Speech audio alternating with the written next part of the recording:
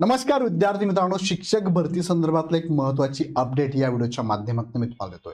जे विद्यार्थी शिक्षक भरतीच्या दुसऱ्या टप्प्याला वयोमर्यादेबाबत आणि टेट 2025 साठी इच्छुक आहेत त्या विद्यार्थ्यांनी हा व्हिडिओ शेवटपर्यंत बघा आणि असेच नवनवीन व्हिडिओ बघण्यासाठी चॅनल सबस्क्राईब करून ठेवा.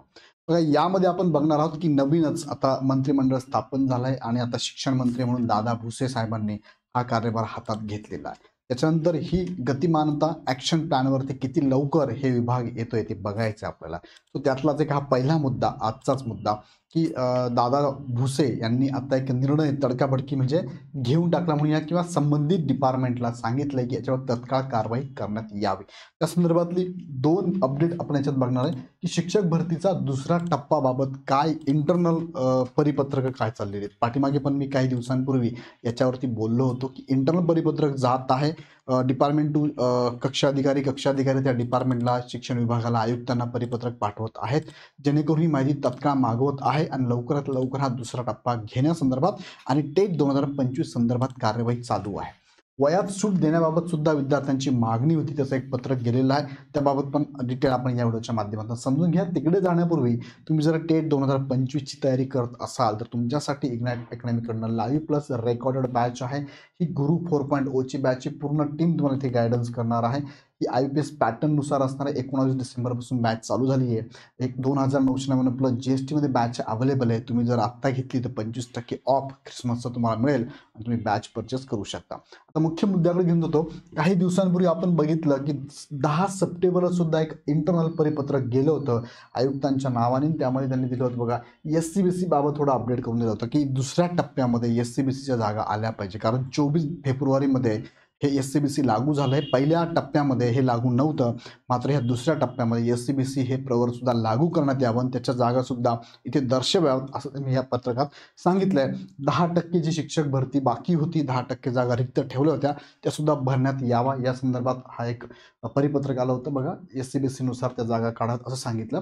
त्यानंतर प्रमाणपत्राबाबत पण एक अपडेट त्यांनी दिलं होतं की प्रमाणपत्र बदल करण्यात यावा विद्यार्थ्यांना, कारण सुरुवातीच्या पहिल्या टप्प्यामध्ये विद्यार्थ्यांनी प्रमाणपत्रामध्ये दोन गोष्टी, पहिलं म्हणजे शैक्षणिक आणि व्यावसायिक अर्हतेबाबत जर त्यांनी काही गोष्टी टाकल्या असतील, अपडेट केल्या असतील, तर त्या विद्यार्थ्यांना त्या अपडेट करण्यासाठी संधी द्यावी या संदर्भात सुद्धा इथे हे पत्रक गेलेलं आहे. कक्षाधिकारी महाराष्ट्र शासनाकडे गेलेलं आहे आणि 12 फेब्रुवारी 2023 पर्यंत त्यांची शैक्षणिक आणि व्यावसायिक अर्हता गृहीत धरूनच त्यांना अपडेट करण्याला संधी द्यावी असं त्यांचं म्हणणं होतं आणि SCBCला पण हा प्रवर्ग अपडेट करण्यासाठी ते प्रमाणपत्रामध्ये संधी देणार आहे दुसऱ्या टप्प्याला.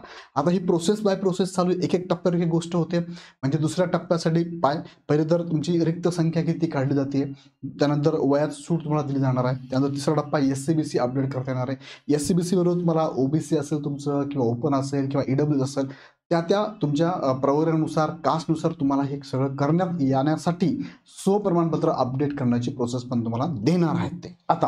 आता ही नवीन मागणी जी विद्यार्थ्यांची बघा, जसं की आता बऱ्याच संघटना, त्यापैकी एक संघटना आहे युवा शैक्षणिक व सामाजिक न्याय संघटना महाराष्ट्र, यांच्याकडनं 24 तारखेला एक परिपत्रक गेलंय. 20 तारखेला पण एक संघटनेने, युवा नावाचीच आहे संघटना, त्यांनी पण एक परिपत्रक दिलेलं आहे. माननीय शिक्षण मंत्री दादा भुसे साहेब यांच्या नावाचे परिपत्रक होतं आणि ह्या परिपत्रकामध्ये मागणी काय होती की वयाची अट शिथिल करण्याबाबत आहे. म्हणजे ज्यावेळेस पहिला टप्पा शिक्षक भरतीचा झाला ना, त्यावेळेस जी वयाची अट शिथिल करण्यात आली होती त्या डेटनुसारच त्या विद्यार्थ्यांना या दुसऱ्या टप्प्यात सामील करून घेण्यासंदर्भातलं हे परिपत्रक आहे. बघा, ही तारीख विचार घेऊन 23/10/2023 ही तारीख विचारात घेऊन त्या विद्यार्थ्यांना या दुसऱ्या टप्प्यात पण तुम्ही संधी द्यायला हवी असल्याची मागणी होती. आता साहजिक आहे की जर भरती प्रक्रियेला उशीर होत गेला असेल तर विद्यार्थ्यांचं वय वाढत जातं आणि वय वाढत गेलं की तुम्ही जर वेगळ्या डेट कन्सिडर करून मुलांची वय कन्सिडर केलं तर मात्र मुलांना अडचण येऊ शकते. सो मुलांची मागणी बरोबर आहे की 23/10/2023 नुसारच वयाची अट, वय गृहीत धरावं आणि वयामध्ये शिथिलता द्यावी असं त्यांनी सांगितलेलं आहे. सो त्या संदर्भात त्यांनी काही संदर्भ पण दिले. आता हे लेटर गेल्यानंतर, अशा शैक्षणिक संस्थांचे लेटर गेल्यानंतर लगेच शिक्षण विभागाने ही तत्काळ याची काय घेतली, दखल घेतली आणि ॲक्शन मोडवर पण शिक्षण विभाग दिसला आपल्याला.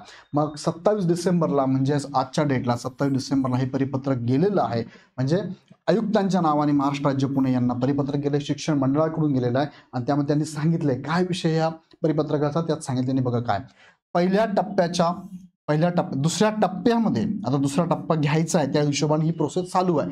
आता व्हिडिओ घेण्याचा उद्देशच हा आहे की तुम्हाला ही प्रोसेस कळावी की प्रत्येक टप्प्यावरती काय चालू आहे. दुसऱ्या टप्प्यामध्ये पहिल्या टप्प्याच्या अपात्र, गैरहजर, माजी सैनिक आणि 10% कपात ही बाकी राहिलेली सर्व जागा दुसऱ्या टप्प्यामध्ये येणार असून दिनांक 23/10/2023 ही डेट पण महत्वाची आहे. बघा मगाशी तुम्हाला एक पत्रक दाखवलं ना, संघटनांनी पाठवलं, त्याची दखल त्यांनी घेतली आहे.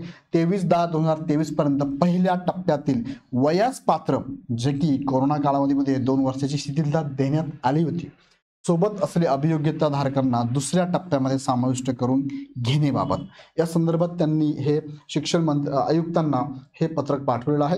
आणि संदर्भ दिलं बघा, हे एक युवा विद्यार्थी असोसिएशन आहे, श्रीमती मधुबाला महेंद्रकुमार यादव यांचं हे निवेदन आहे. त्या निवेदनाच्या अगेन्स्ट यांनी दखल घेऊन हे पत्रक काढलेलं आहे. आणि एमपीएससीच्या GR ची संदर्भ पण त्यांनी दिला बघा. सामान्य प्रशासन विभागाचा GR आता 20 डिसेंबरला आलेला आहे. त्यामध्ये एमपीएससीच्या एक्झामसाठी त्यांनी 1 वर्ष शिथिल करण्यात यावं वयासंदर्भातलं त्याचा संदर्भ इथे त्यांनी दिलेला आहे. ओके, आता याबाबत त्यांनी तत्काळ माहिती मागवली आणि योग्य ती कारवाई करावी असं म्हणणं त्यांचं. शरदश्री माकडे, कक्ष अधिकारी, महाराष्ट्र शासन. सो याच्यातनं एक बाब पुढे येते की 3 गोष्टी सध्या प्रोसेसमध्ये आहे. दुसरा टप्पा येणार आहे. दुसऱ्या टप्प्यासाठी सगळ्या शाळा, स्कूल यांना, ज्युनियर कॉलेज यांना आता त्यांची अपडेट द्यायला लावलेली आहे. तिसरा मुद्दा, गैरहजर, अपात्र, SCBC, त्यानंतर स्वप्रमाणपत्र अपडेट करणं, त्यानंतर माजी सैनिकांची जागा भरणं, त्यानंतर प्रमाणपत्रावर अपडेट करून देणं, ह्या सगळ्या गोष्टींची पण प्रोसेस चालू आहे. चौथा मुद्दा, तुम्हाला वयाच्या अटीमध्ये पण शिथिलता देणार आहे. म्हणजे त्या डेटपर्यंत जे विद्यार्थी पहिल्या टप्प्याला पात्र होते, ते जे आता शिक्षक म्हणून रुजू नाही झाले काही कारणास्तव किंवा त्यांचा नंबर नाही लागला, त्या विद्यार्थ्यांना इथे गृहीत धरण्यात यावं असं पण त्यांनी सांगितलेलं आहे. या सगळ्या बाबी प्रोसेस कंप्लीट झाल्या की लवकरच जाहिरात येऊ शकते दुसऱ्या टप्प्याची. तुम्हाला माहिती आहे की 2025 मध्ये 10,000+ शिक्षक भरती करणं गरजेचं असणार आहे किंवा भरती होणार आहे, व्हायला पाहिजे, ही सगळ्यांचीच मागणी आहे. सो त्या अनुषंगाने नवीन शिक्षण मंत्री नक्कीच ॲक्शन मोडवरती काम करतील अशी अपेक्षा आपण बाळगूया.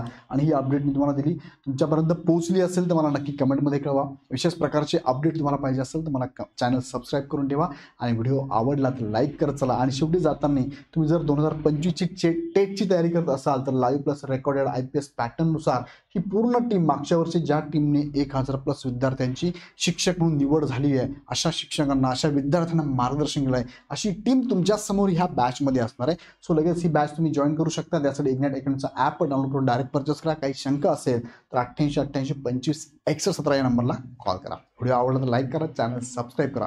पुन्हा व्हिडिओ नेक्स्ट व्हिडिओमध्ये. धन्यवाद.